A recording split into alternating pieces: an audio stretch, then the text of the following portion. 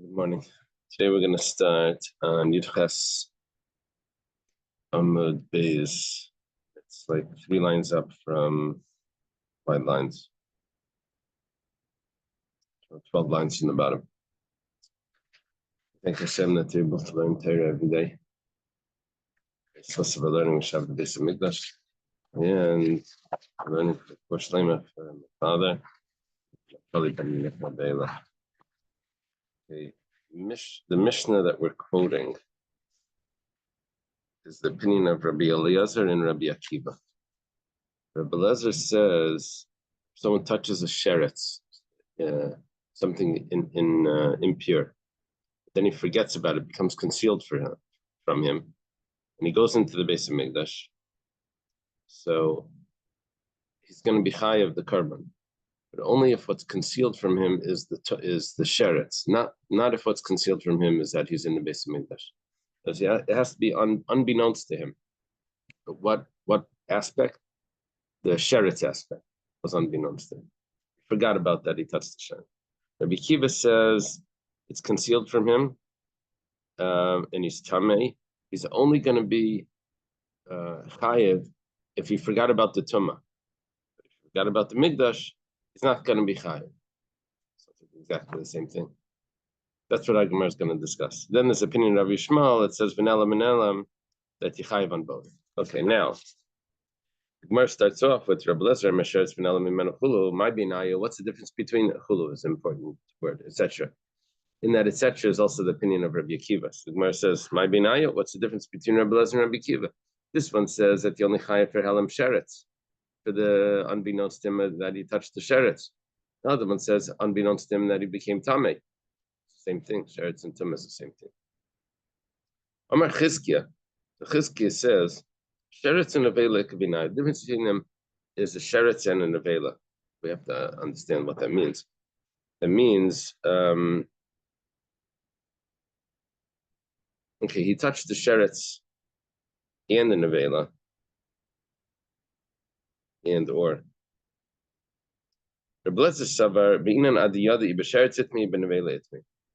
He has to originally know what it was that he became tummy from, and then he forgets about it. But if he just knows that he became tummy, and then he forgets about it, but he doesn't know if it was from a sheretz or from an avela.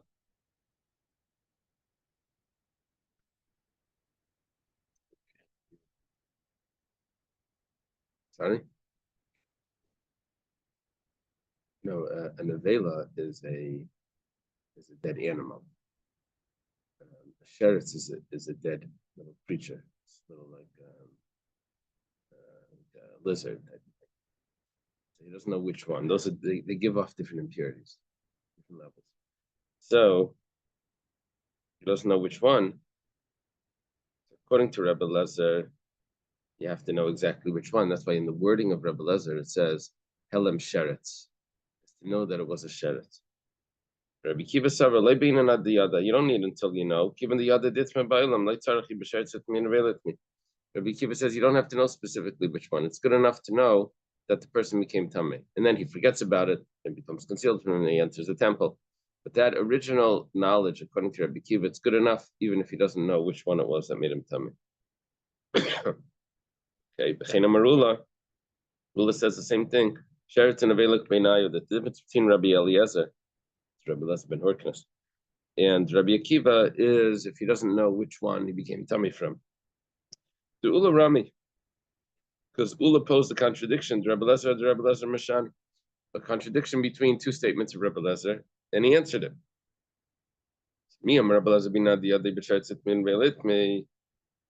Does Rabbi Eliezer really require that you have to know exactly how he became tummy? Is it a sheretz or nevela? 1 second. For a minute, we have a contradiction.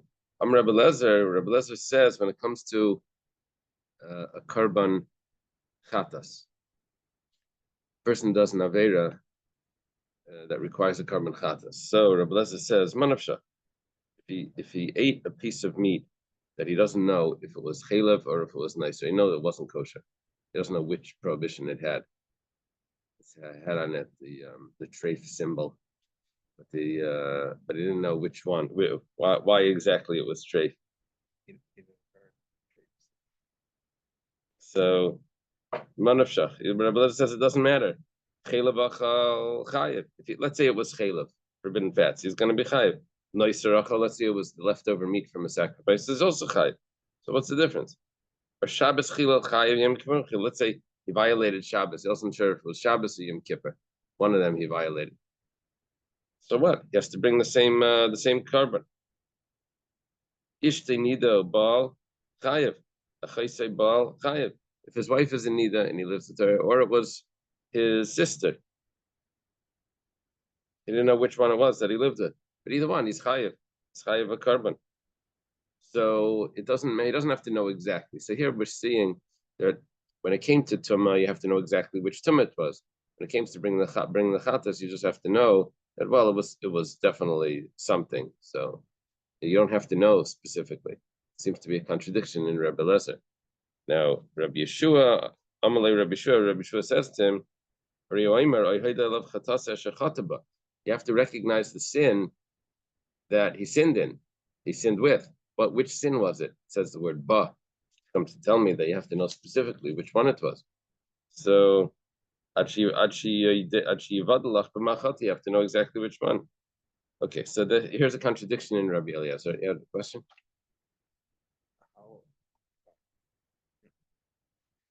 How would a person know that he's but not source? Well, he touched a slice of something, a slice of meat on the thing. He doesn't know what it was exactly. The sharets are in the reva.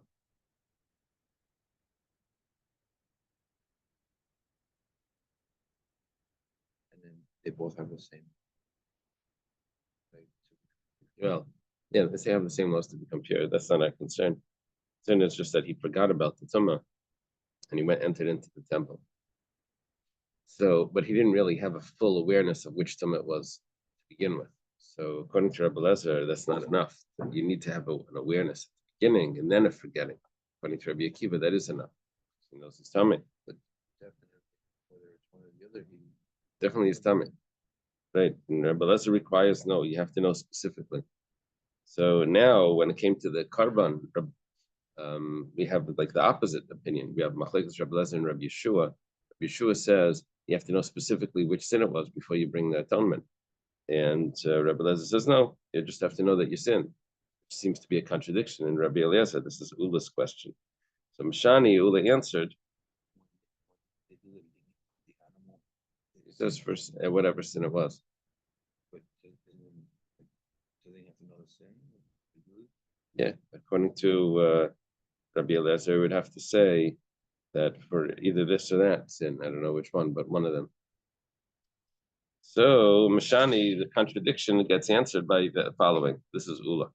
Hasam over there, when it came to the atonement, it says Ashachata Vehevi Amarachmata. Ashachata Vehevi Amarachmana. It says he sinned and he brings the atonement. That's what Hashem says. Chait Kolshu, which it doesn't say exactly that he has to know specifically which sin. That's the way he's learning it. What's he going to do with the word ba? We're going to have to see. But he's ignoring the ba, and he says he sinned, he brings the sacrifice. Hacha, but ba'as, when it comes to the tumah, michti, 1 second, ksiv, chol dvar tamei, oy b'sheretz, oy b'nivlas sheretz tamei. Anything that's impure, or with the carcass of a sheretz that's impure. Lamali, why does it have to add that extra thing? Could have just left it as anything that's impure. That extra wording in the verse, Rabbi Lezer tells me, is that I need to know specifically which type of tumah it was before he becomes chayiv.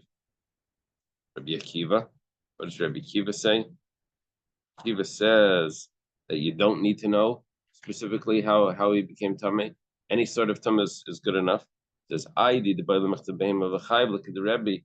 Well, since it wanted to say a dead animal that he became tummy with, and which Rebbe says that chaya would include all the animals as well. Why did it say chaya? The Rebbe.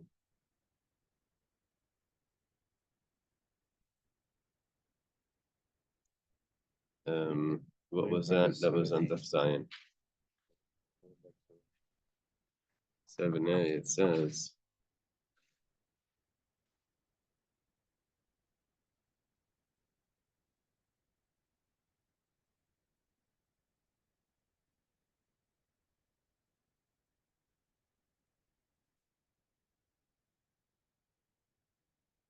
Emerkan behemoth me'evne malan behemoth me' Maseches Afkan to Maseches.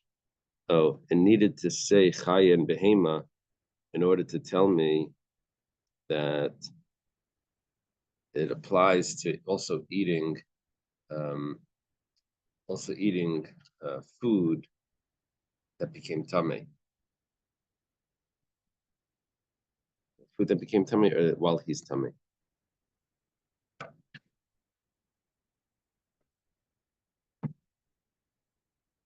He became tummy. Talking about he became tummy. If he eats the food when he became tummy, so then he's just like it's the same thing that applies to if he became tummy and entered into the temple.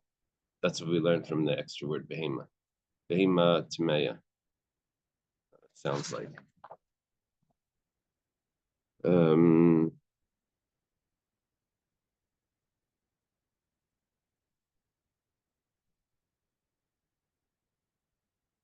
Maskeidish means that he became tummy and ate from a sacrifice. Yeah. Okay. Now, so since it had to say behema and chaya, so kasavnami sheretz. It also wrote sheretz. Why did it have to write that with sheretz? Well, because the Tana debate Rabbi Shmuel, as we have this famous teaching from Rabbi Shmuel that kol parsha shenemar v'nishnas. Anytime we have to mention something, so it was only repeated. Anytime we had to repeat something, it was only repeated because of one chiddush that we needed. And because of that one chiddush, you said everything. So even though it says the word sheretz, but Rabbi Shmuel's opinion is you can't learn from that because it had to add in the word sheretz because it had to say chaya because it wanted to teach me something else. So basically, Rabbi Shmuel says is that certain times we don't learn from every word in the Torah. It gets repeated, it gets thrown in because of other things that we were learning. Okay, so that would be Rabbi Akiva's view. It's interesting because Rabbi Akiva usually argues with Rabbi Shmuel about this. But anyway, we have here in Machlekes Rabbi Eliezer and Rabbi Akiva, if he has to know specifically how he became Tameh. According to Rabbi Eliezer, yes. Okay, however, when it came to bringing the sacrifice, Rabbi Eliezer says that he doesn't have to know specifically which sacrifice it was, which Avera he did in order to bring the chatas. Says whether he violated Shabbos or Yom Kippur, it doesn't matter. Whether it was chaylev or nice, it doesn't matter. Problem is that Rabbi Yeshua said it says Ashachata ba. You have to know specifically. So Rabbi Eliezer, hi ba, my Yavid. What does Rabbi Eliezer do with ba? My answer is prat lemisasik. Coming to tell us a detail here that if he wasn't aware of the act at all, he's going to be exempt. Now, it explains like this: if he intended to cut something on his counter and in his backyard counter, and it was something that was picked yesterday, it wasn't attached to the ground. However, while he's cutting, he didn't realize that something had grown there, and he cut something that was attached to the ground. It had grown over the side of the porch, and he cut that one. So, which means that he violated Shabbos because he cut off something from that was being attached. Or, so in other words, over there, he had no intention of doing any of the Isser. He thought he was cutting something else. He was intending to live with his wife. And it happened to be that his wife was sharing a bed with her sister. And his wife slips out and he ends up living with his sister.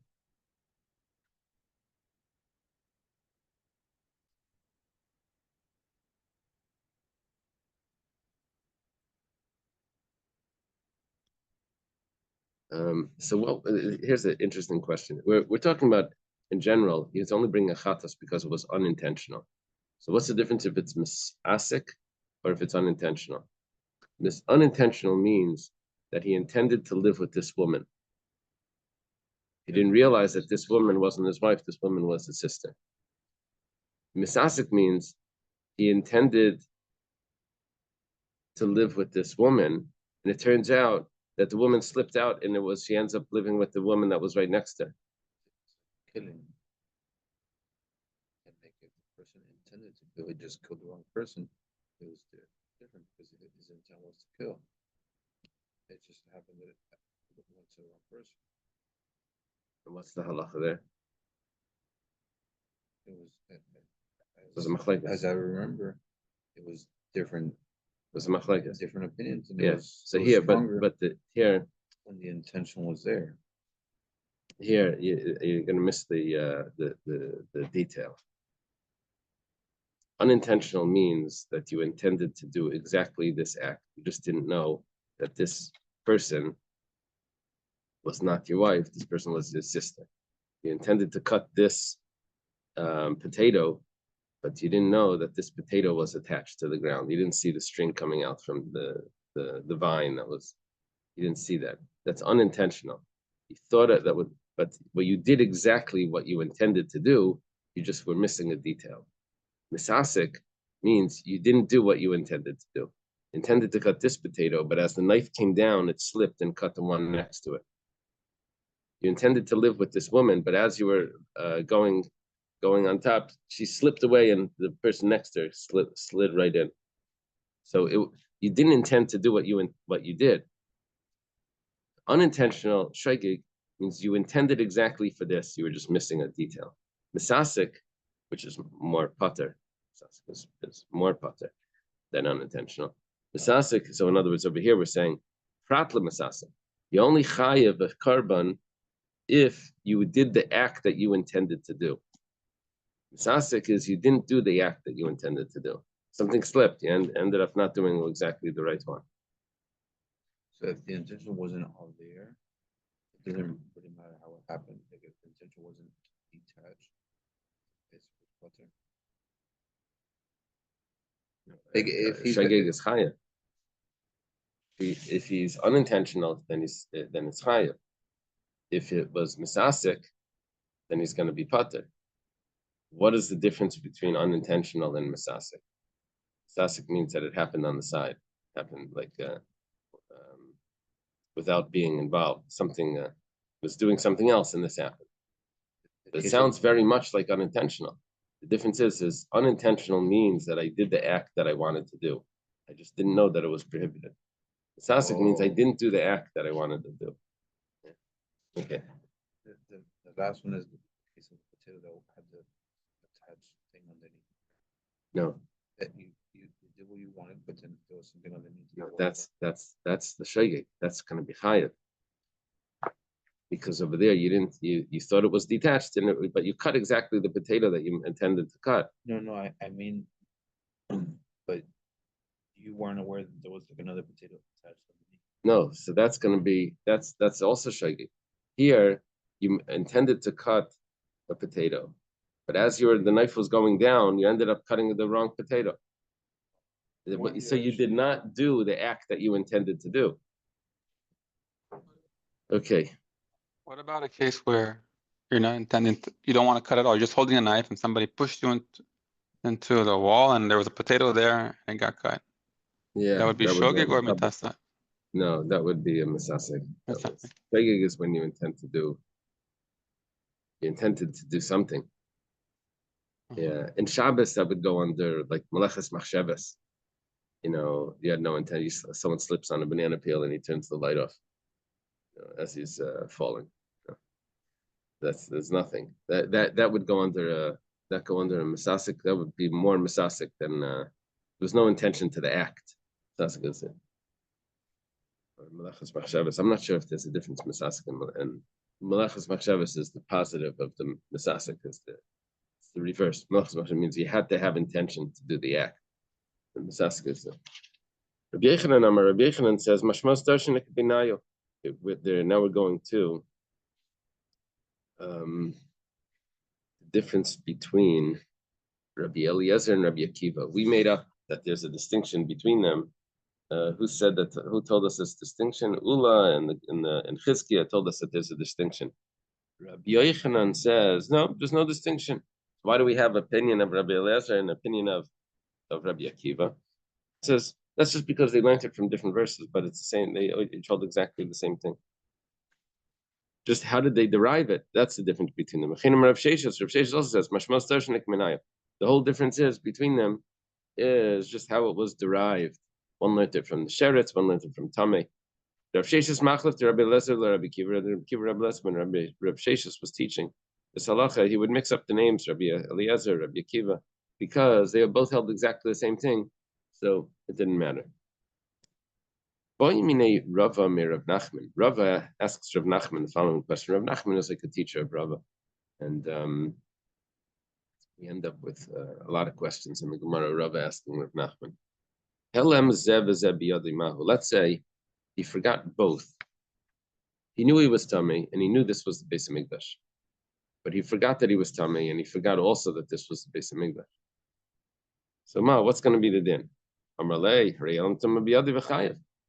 He forgot that what creates the carbon, the sliding scale carbon, is when he knew and he forgot. Knew that he was tamei and forgot that he was tamei. And that's what he had. He knew he was tamei. Says Adarabba. 1 second, on the contrary, but he had to know that it was the Beis Hamikdash, but he didn't know that it was the Beis Hamikdash. Well, he had forgotten that, and now that's going to make him pater, according to this opinion. There's the other opinion that says that he's chayav for Helem Mikdash, but we're not following that opinion. According to Rabbi Eliezer and Rabbi Akiva, that only say that you're exempt, that only say that you're chayav by Helem Tumah, concealment of impurity, but they exempt you from the chatas. If there's a concealment of the temple, what would they say in this case? They said, well, you had the concealment of impurity. But he says, yeah, but you also had the concealment of the temple. Amar Rav Ashi Chazinan. You have to take a look at what's happening here. It's as if when you come to the person and you tell him, hey, what are you doing here? You're tamei. He says, oy vey. So you see that the reason why he was there was because he forgot that he was tamei. So then, and that's why he jumps back. He says, no, I have to get out of here. So what was his real forgetting was the tumah, because when you reminded him the tumah, that's why he removed himself from the situation. If you say, what are you doing here? It's the Beis Hamikdash. So then, then what was causing him to enter was because he forgot that it was the Beis Hamikdash. Ravina says to Rav Ashi, 1 second. Why is he leaving the Beis Hamikdash? Because of the tumah. Why is he leaving? Why is he leaving because of the tumah? It's because he knows it's the Beis Hamikdash. You can't have one without the other.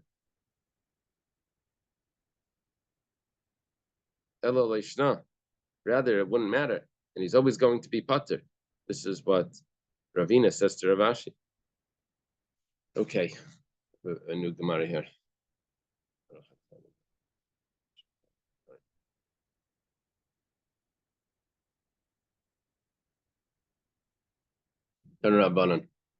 We've had this Gemara before. It's an interesting piece. Quoted a bunch of different places. Tan Rabban was taught in the Brisa. Shnei Shvilim. There are 2 paths on the road, and there's a person that's walking on the path, and he comes to the fork in the road, and Echad Tamei Bechatar. One of them has a corpse that's lying across it somewhere. Like, if he walks over that path, he's going to end up being mahil ala tumah. It's going to be going over the impurity, and it's going to become impure. But it's unclear which path he went on, it's unclear which path had the tumah in it. Halach Barishan, he walks on the first path, and he doesn't enter the temple. He may be tamei, may not be, right? He went on a doubtful area, but so he doesn't go into the temple. Bisheni, on his way back, he comes up on the other path. V'nichnas, and then he enters the temple. So he's chayiv. Why is he chayiv? He doesn't know which path had the tumah. But mimanavshach he's chayiv. If it was on the first path, so he walked that on the way there. If it's the second path, he walked it on the way back. So we know it's in one of them. So what are the two meats? If you ate both of the meats, it's going to be chayiv. Okay. Halach Barishan, he went on the first path, b'nichnas, and he entered into the temple. He shouldn't have done that, but he doesn't really know if he's tamei yet. So there's a doubt. He's a v'shana v'taval. They sprinkled the water, the ashes of the paradum on him, and he becomes purified. And he goes to the mikveh. Okay. Then he goes on the second path. B'nichnas, and he enters into the temple. He for sure entered into the temple with impurity, but he has no idea which time it was, because he entered into the temple twice. Chayev, he's going to be chayev manavshach. Either was the first time, either was on the first path, or it was on the second path. Reb Shimon Paiter, Reb Shimon says he's exempt. Reb Shimon says he's exempt from the korban because he never knew 100% if he was tamei. It's not like the first case. First case, he knew 100% that he was tamei because he walked on both. Over here, he walked on both, but in the middle, he went to the mikveh. So the first time he entered, he didn't really know that he was tamei. He never had a yediyah of adois, an absolute awareness. Each awareness was always a doubt. Reb Shimon ben Yehuda, Paiter Bekulan. Shimon ben Yehuda says that he's exempt from all of them, even the first case. Mishum Reb Shimon, in the name of Reb Shimon. So that Reb Shimon ben Yehuda says in the name of Reb Shimon that it would be exempt even in the first case. Gemara will explain this. Okay, the Gemara says, Bekulan, Ba'afilu Bekamaisa, even in the first case, Meimanavshach Tamiyu. 1 second. In the first case, he's for sure going to be tamei. Why? Because in the first case, he walked on the first path and he walked on the second path. Rava says, what are we dealing with here? He walked on the first path. You're right. Then he went on the second path on his way back. He forgot that he walked on the first path. So it's only a half an awareness, partial awareness. And here's going to be the machlekes. Tanakama Savar, Tanakama holds that a half an awareness, he knew that he could have been tamei. That's enough. Reb Shimon Savar, we don't say that a half an awareness is considered like a full awareness. That's Reb Shimon in according to Reb Shimon Yehuda. Now we take a look at the second case.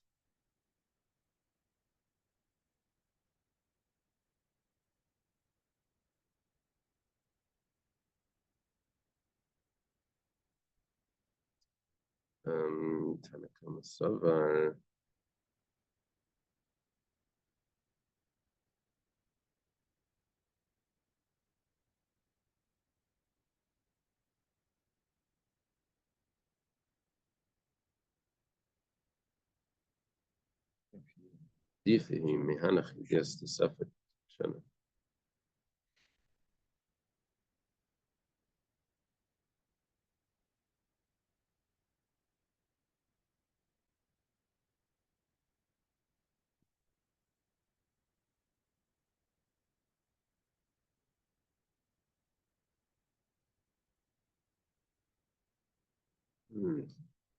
We're dividing up between the mikzas yediyah vadois to a yediyah that's not vadois. Vadois means definite. See over here, he definitely was tamei, but he only knew part of that. The Tanakama says that he's still going to be chayav. In the second case, he wasn't. He also only knew about one. In the second case, he also had a doubt of which one. He also didn't know 100%. But those two are different. One of them, the first case, he never knew 100% that he was tummy, even though he definitely was tummy, because he walked on both of them. But when he walked on the second one, he had forgotten that he walked on the first one. So in his mind, he always thought that he was partially. In his mind, he thought, when he walked on the first one, he thought maybe he's tummy. He walked on the second one, he thought maybe he's tummy. So he knew part of the definite tumah. It was a definite tumah, but he only knew part of that each time. In the last case, there was never a definite tumah, even though he was definitely tummy, because he walked on both of them. But he went to the mikveh in the middle, so there was never a definite tumah. So the Tanakama takes the first one. Tanakama say chayav in both of them. First one, you're going to be chayav. Tanakama says you're chayav in the second one. Reb Shimon says you're pater only in the second one. Reb Shimon ben Yehuda says that you're pater even in the first one. Rava explains that why is he pater in the first one? Because even in the first one, he only knew, he never knew that he was 100% tummy. Tanakama would say that that's enough. Even a partial awareness of a definite tummy is good enough. Reb Shimon says that we don't say that that's enough. Okay, halach barishan b'nichnas. If he goes on the first path and he entered into the temple, this is the middle case, right? How many cases were there? First case where he went on both paths. Yeah, went on both paths before he entered the temple. The second case is he went into the temple twice. But okay, in the second case, halach barishan v'nichnas. He's a v'shana v'taval v'chazav halach b'sheni v'nichnas. He's chayiv. Yeah, because now I don't know which time he was tamei, but because he went in twice, he's definitely chayiv. Reb Shimon paiter. Reb Shimon says he's exempt. But my chayiv safek yidiyahu. The Gemara asks why should it be chayiv? According to the Tanakama, he never knew 100% when he was tamei.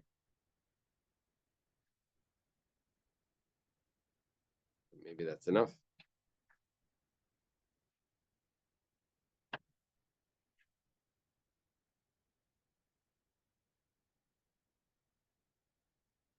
I guess we're saying that it's the Yediyah Suffolk.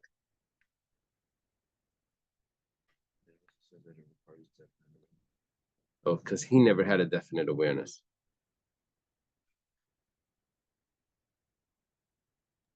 He's like fooling himself into thinking that maybe he's tahor.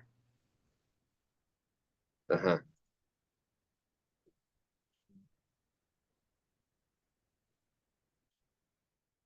Oh, okay. Notice he definitely went into the temple tamei, but his awareness of that each time was not definite. Rabbi Yechanan says, "Kanas safek yediyah ki yediyah." Over here, we make a partial awareness, a doubtful awareness, as if it's a full awareness. Rish Lakish Amar, Hamani Rabbi Shmali, Damalei bin yediyah b'tchila. Rish Lakish gives a different teretz. He says, we're following the opinion of Rabbi Shmuel that says you don't even need any awareness. You only need awareness at the end. Yeah, that's Rabbi Shmuel's view. Well, the Gemara says, let's we can pose a contradiction between two statements of Rabbi Yechanan, and we can also pose a similar contradiction in two statements of Rish Lakish. It goes like this. The Tanya was taught in a brayso. Achal safek chelev v'noida. Safek chelev v'noida. This is, he ate, there were two pieces of meat, he ate one of them, and he doesn't know which one it was. And then again, there were two pieces of meat, he ate one of them, He doesn't know which one it was, and each one it could have been chaylev or not. Well, what does he do? Rebbe Yomer kshem shemevi chatas al kol echad v'echad kach maybe Hashem tali al kol echad v'echad. Because in the middle there was an awareness. I might have eaten treif. I might have eaten chaylev. So if that would have been one piece of meat, and he ate both plates, and in the middle he knew, right? So it wasn't considered one forgetting. It was two forgetting, right? It was two separate actions. So Rebbe would say you'd have to bring two. Rebbe says, since if it would have been absolute that it was chaylev, you'd have to bring a chatas. Now that it's a doubt, you have to bring two asham talis. Asham tali is this guilt offering that you bring when there was a doubt. Shimon ben Yehuda, Rabbi Eliezer, Rabbi Shimon Amru, students of Rabbi Akiva, these children of Rabbi Akiva students, they say, Mishum Rabbi Shimon, and name of Rabbi Shimon, you only have to bring one doubtful guilt offering.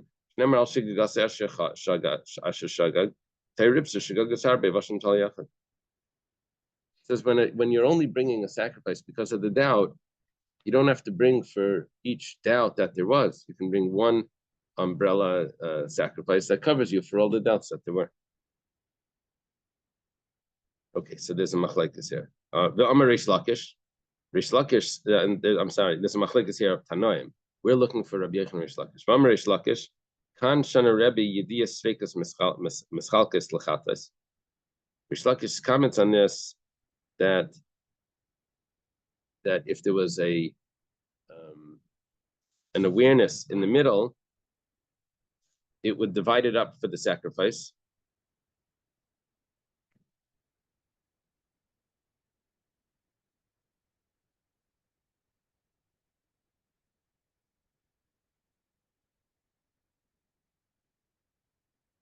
Rabbi Yochanan says about this,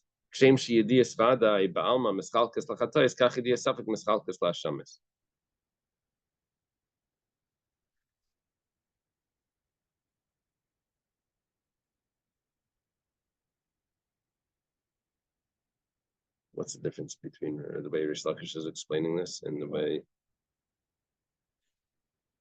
Let me take a look over here.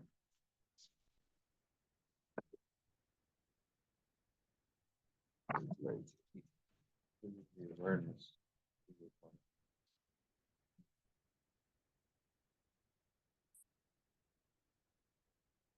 Take a look.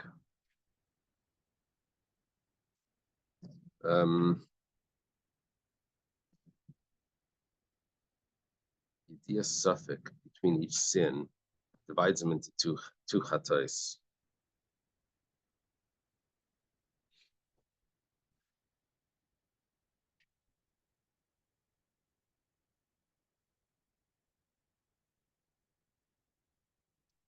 Okay.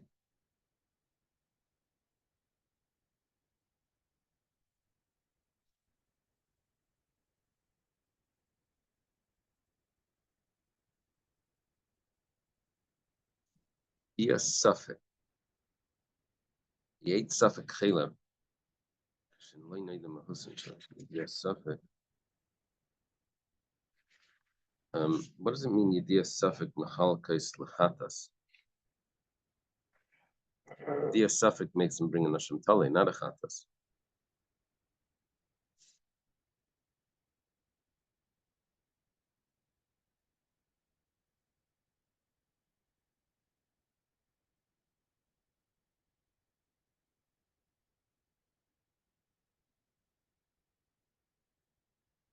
It is consecutive.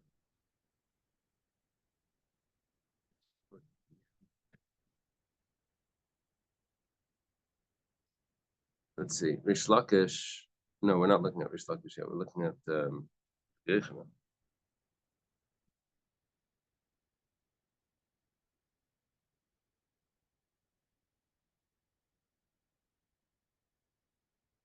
Oh, it is. We're doing Rish Lakish. Rish Lakish understands Rebbe in the following manner. In this very case of the Brisa, after having eaten both portions of possible chaylev, it became known that they were indeed chaylev. The person obligated to bring two chatas offerings. Oh, if he finds out afterwards. That's what we're saying. Okay, that's the point that I was missing. Okay, if Here, what happened was there were two pieces of meat, and he ate one of them. Then there were another two pieces, and he realizes that he might have eaten chela. Then he eats another two pieces of meat, and he eats another meat from one of two pieces. He realized it may have been. So Rebbe says that you have to bring two asham talis because each one was a down.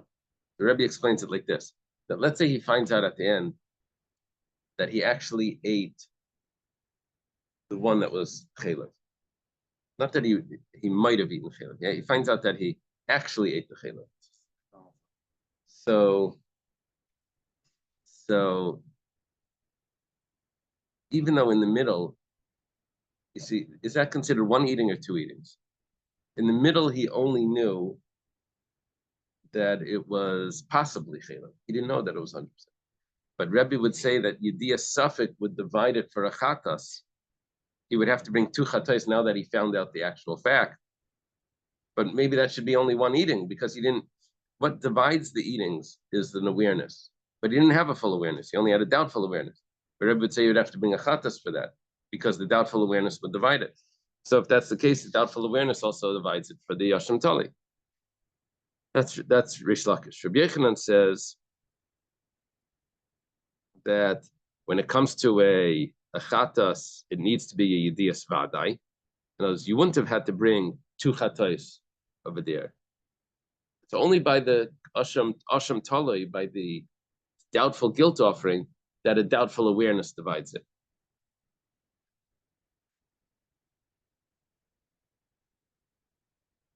It comes out of machlekes between Rabbi Yechanan and Rish Lakish regarding, not in this case. In this case, they both agree that you have to bring two asham talis.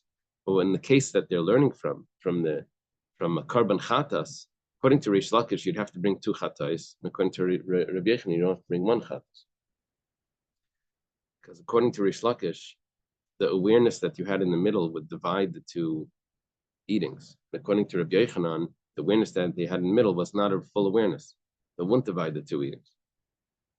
Okay, so now we have to explain why this is a contradiction between Rabbi Yechanan and Rish Lakish. Rabbi Yechanan before said that a doubtful awareness is considered an awareness. Where did he say that? Because he said, Kan asa safek yediyah ki yediyah. He said, why would the Tanakama say Yechayev if you walked on both paths, even though you went to the mikveh in between? He says it doesn't matter because a safek yediyah is considered an awareness.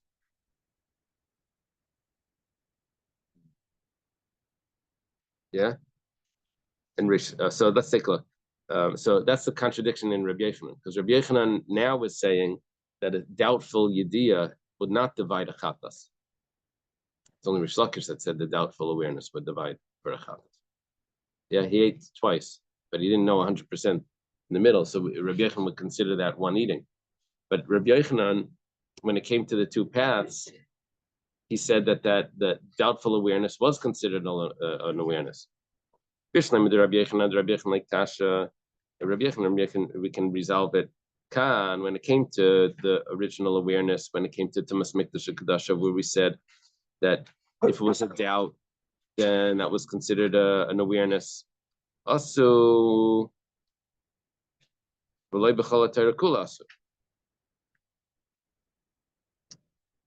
say that the doubtful awareness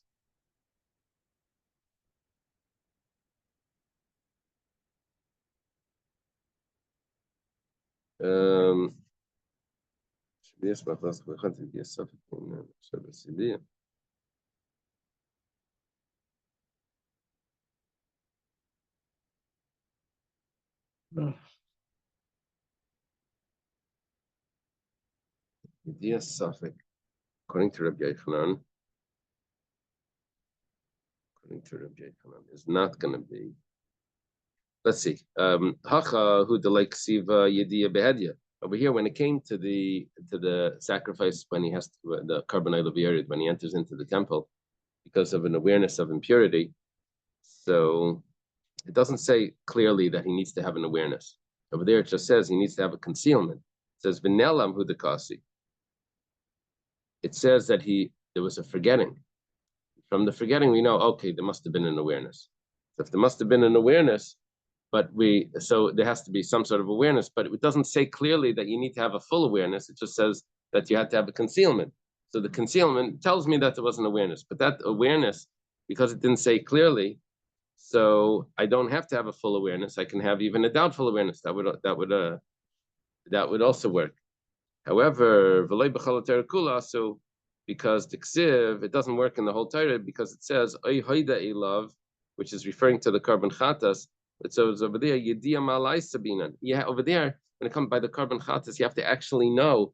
It says in the pasuk you need to know, so you need to know 100%. It's not divided into separate eatings if you don't know 100%. Basically, the two halachas have different verses. Let me finish this. Yeah. Wouldn't that only work? Yeah, we're talking in the Tanakhama. Ela Rish Lakish, but according to Rish Lakish, Adamukam le Kirabi Shmuel, Nukma Kirabi. Why does he have to say that it's Rabbi Shmuel? You don't need any idea, right? And when it came to the awareness between the two walkings on the path, he said, this is the opinion of Rabbi Shmuel that says you don't have to know originally. Why does he have to say that? You could say that it's like Rebbe that says that it's a doubtful awareness is considered an awareness. It says Hakamash Malan is coming to teach us the Rabbi Shmuel. He wanted to tell us that Rabbi Shmuel holds that you don't have to have any awareness before. Rabbi Shlakish was telling me a chiddush. It says Pshita delay boy. Of course not. Midlay miyasi lekroi because he doesn't have the psukim. If you go back to the Mishnah, Rabbi Shmuel said that when it says v'nelam twice v'nelam, that's not coming to tell me that you need to have an awareness before and you need to have an awareness after. It's coming to tell me that whether there's a concealment of the impurity or whether there's a concealment of the mikdash. He didn't know there's a mikdash. The v'nelam he uses for something else. The mechayev al hala mikdash. It's coming to so if you don't have the pasuk, then obviously you don't need that awareness. When he answers, Mao the tema, I could have said kilesle mikrai. The fact that he doesn't have the pasuk. So fine, doesn't have the pasuk. Aval migmarisle. But he has the tradition. Maybe he has it from a tradition. Mashmalan Rish Lakish is coming to tell us that Rabbi Yochanan doesn't have. Rish Lakish is coming to tell us that Rabbi Shmuel doesn't have the tradition either. You don't have to have any awareness at all. Okay. A great day. Okay. Wow.